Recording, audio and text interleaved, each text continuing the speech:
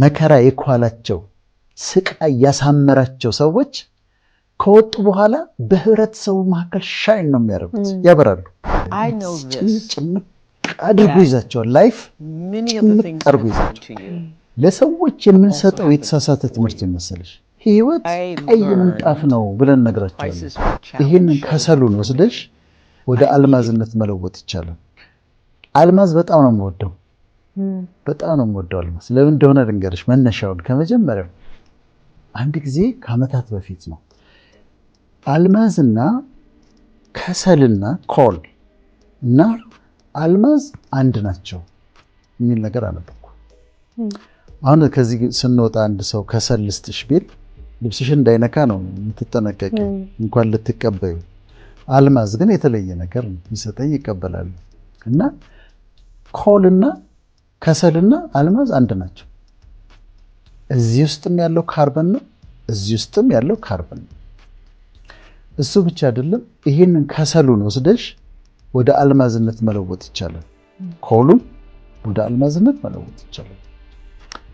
ያ በጣም ስትራይክ አደረገኝና ወደ ህይወታችን አመጣሁት፣ ወደ ሰዎች አመጣሁት።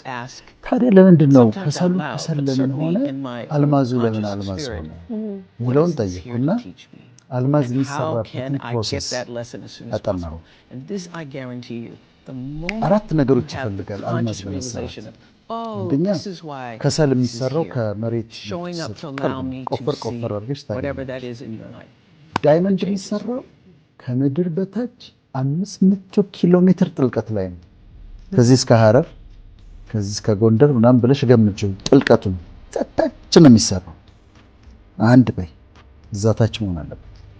ሁለተኛ አልማዝ ለመሆን የሚሰራበት ቴምፕሬቸር 1200 ዲግሪ ሴንቲግሬድ ነው። እንግዲህ እኛን 37 ዲግሪ ሴንቲግሬድ ነው፣ ሩም ቴምፕሬቸር 22 ዲግሪ ሴንቲግሬድ ነው። አልማዝ የሚሰራው 1200 ዲግሪ ሴንቲግሬድ ቃጠሎ ውስጥ ነው። ሶስተኛ ምን ይፈልጋል? ፕሬሸር ይፈልጋል። ከፍተኛ ፕሬሸር እንዲጨምር መደረግ ይፈልጋል።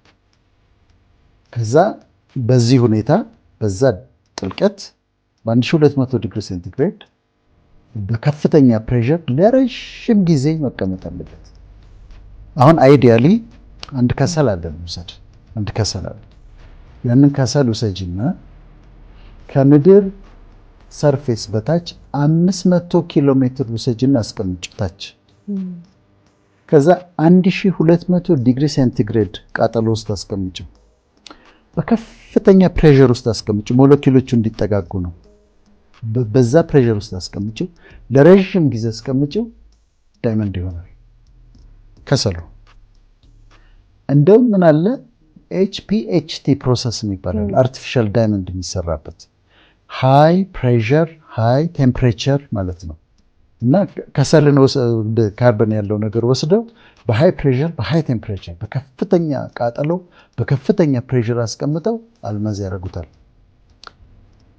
ስለዚህ አሁን ወደ ህይወታችን ሳመጣው ያንን አየሁና ከዛ ግን እዛ 500 ኪሎ ሜትር በታች ነው አይደል የተሰራው፣ እንዴት ይወጣል ብለን ጠየቅኩኝ። እዛ ከሆነ የሚሰራው ታዲያ እንዴት ነው የሚወጣው አልማዝ? ጥልቅ ነው። ቮልኬኖ ይፈነዳል። ቮልኬኖ ሲፈነዳ ከማግማው ጋር አልማዙ ይወጣና ሰርፌሱ ላይ ይፈስ ከምድር። አሁን ሳውዝ አፍሪካ ለምሳሌ ኦሬንጅ ካውንቲ የሚባል አልማዝ አልነበራቸውም። እዛ ግን ከቮልኬኖ በኋላ ግን አልማዝ ይወጣና ይፈሳል። ስለዚህ የሚወጣው በቮልኬኖ ነው። አሁን ወደ ህይወታችን አመጣሁት። ወደ ህይወት ስታመጪው እኔ ብዙ ትራቭል አደርጋለሁ። አሜሪካ ስቴቶች ብዙ ዞሬያለሁ፣ ካናዳ ብዙ ዞሬያለሁ፣ ዩሮፕ፣ እዚህም ደግሞ ኢትዮጵያ ውስጥ ብዙ ሰዎችን የማግኘት እድል አለ። ካውንስሊንግም ስሰራ ብዙ ሰዎችን ለማዳመጥ እድል አለ። ሰዎችን ታገኝና ይነግሩሻል። ጓደኞቼ ያልደረሱበት ቦታ በጣም ይገርምሃል ይላሉ። ያሉበት ቦታ እንደው በኑሯቸውም በስራቸውም ትልቅ ቦታ ነው ያሉት። እኔ ደግሞ በቃ አልተሳካም እስካሁን ድረስ ይሉሻል። ምን ማለት ነው? ከጓደኞቻቸው ካሉበት 500 ኪሎ ሜትር በታች እንደሆኑ ነው የሚያስቡት። ገብተሻል? ዝቅ ብለው እነሱ ጓደኞቻቸው በሀብት አድገው በስልጣን አድገው በትምህርት በተለያየ መንገድ አድገው እነዚህኛዎቹ ሰዎች ግን የተለየ ኃጢአት ሳይኖርባቸው ሰነፍ ሳይሆኑ ክፉ ሰዎች ሳይሆኑ ራሳቸውን እኔ በማወዳደር አላምንም። እነሱ ግን ራሳቸውን አወዳድረው በቃ ይገርማል እዛ ታች ነው ያሉት ጓደኞቼ እዛ ናቸው ይሉሻል። አንድ ክራይቴሪያ ሟሉ ታች መሆናቸው አያውቁትም እነሱ። ሁለተኛ አሁንም ሰዎችን ሳገኝ ይሄ ሳፈሪንግ የሚባለው ስቃይ አለባቸው። ለሰዎች የምንሰጠው የተሳሳተ ትምህርት መሰለሽ ህይወት ቀይ ምንጣፍ ነው ብለን ነግራቸዋለን።